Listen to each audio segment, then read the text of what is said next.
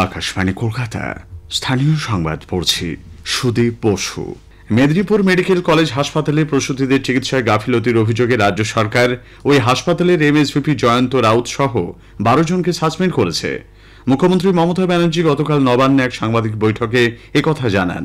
Suspend হওয়াদের মধ্যে আছেন প্রসূতি বিভাগের প্রধান মোহাম্মদ আলাউদ্দিন, ওই বিভাগেরই 2 সিনিয়র চিকিৎসক ডক্টর দিলীপ কুমার পাল ও হিমাদ্রি নায়েক, দায়িত্বপ্রাপ্ত আরএমও সৌমেন দাস, অ্যানাস্থেসিয়া বিভাগের আরএমও পল্লবী ব্যানার্জি, 5 জন পিজিটি চিকিৎসক এবং একজন ইন্টার্ন। এদিকে স্বাস্থ্য দপ্তর বিভিন্ন মেডিকেল কলেজ থেকে 5 জন চিকিৎসককে মেদিনীপুর মেডিকেল কলেজ ও হাসপাতালে বদলি করেছে। স্বাস্থ্য ভবনে জারি করা এক বিজ্ঞপ্তিতে জানানো হয়েছে, আরজিকর মেডিকেল কলেজ হাসপাতালের চিকিৎসক অধ্যাপক ডক্টর দেবদত্ত ঘোষকে মেদিনীপুর মেডিকেলের স্ত্রী ও প্রসূতি বিভাগের প্রফেসর পদে স্থানান্তরিত করা হলো। এছাড়া বর্ধমান মেডিকেল কলেজের ডাক্তার দেবদূত ব্যানার্জি, ওই কলেজেরই ডাক্তার তপন গঙ্গোপাধ্যায়, বাঁকুড়া সম্মিলনী মেডিকেল কলেজের সন্ন্যাসী চরণ বর্মনকেও বদলি করা হয়েছে মেদিনীপুরে। সাগর দত্ত হাসপাতালের ইএনটি বিভাগের অধ্যাপক চিকিৎসক ডাক্তার ইন্দ্রনীল সেনকে মেদিনীপুর মেডিকেল কলেজের এমএসভিপি হিসেবে নিয়োগ করা হয়েছে। সাসপেনশনের নির্দেশকে অন্যায় বলে দাবি করে তা প্রত্যাহারের দাবিতে মেদিনীপুর মেডিকেল কলেজের জুনিয়র ডাক্তাররা আন্দোলনে নেমেছেন। গতকাল রাত থেকে গাইনি ও অ্যানেস্থেসিয়া বিভাগে কর্মবিরতি শুরু হয়েছে। আজ সকাল থেকে হাসপাতালের সমস্ত বিভাগে কর্মবিরতি জুনিয়র ডাক্তাররা পালন করছেন বলে আমাদের জেলা সংবাদদাতা জানিয়েছেন।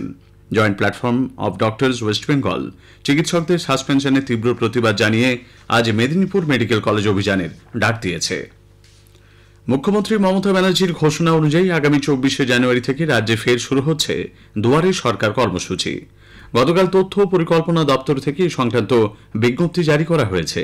প্রত্যন্ত এলাকায় এই কর্মসূচির সুবিধা যাতে প্রত্যেকটি পরিবার পায় তার উপর বিশেষ নজর দেওয়া হবে বলে প্রশাসনের এক শীর্ষ কর্তা জানিয়েছেন। দুয়ারে সরকারের সঙ্গে থাকবে পাড়ায় সমাধান কর্মসূচিও। 24শে জানুয়ারি থেকে 1 ফেব্রুয়ারি পর্যন্ত সরকারি পরিষেবা নেবার জন্য আবেদন জমা নেওয়া যাবে। দুয়ারে সরকার কর্মসূচির সঙ্গে শিবিরগুলিতে রয়েছে স্বাস্থ্য শিবির আয়োজন করা হবে, রক্তদান শিবিরের আয়োজন করবেও রাজ্য সরকার। বিজেপি পিএম পোষণ যোজনায় রান্নার সরঞ্জাম কেনায় দুর্নীতির অভিযোগ তুলেছে। কলকাতায় গতকাল এক সাংবাদিক বৈঠকে দলের রাজ্য সভাপতি সুকান্ত মজুমদার জানিয়েছেন, এই প্রকল্পে কেন্দ্রীয় সরকার 60% এবং রাজ্য সরকার 40% অর্থ ব্যয় করে।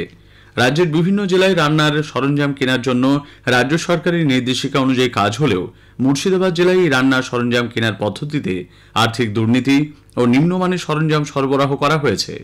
বিষয়টি নিয়ে যথাযথ তদন্তের জন্য তিনি কেন্দ্রের কাছে প্রতিনিধি দল পাঠানোর আর্জি জানাবেন বলেও রাজ্য সভাপতি জানিয়েছেন। বেশ কিছু কর্মসূচি নিয়ে রাষ্ট্রীয় স্বয়ংসেবক সংঘের প্রধান মোহন ভাগবত 10 দিনের সফরে রাজ্যে আসছেন।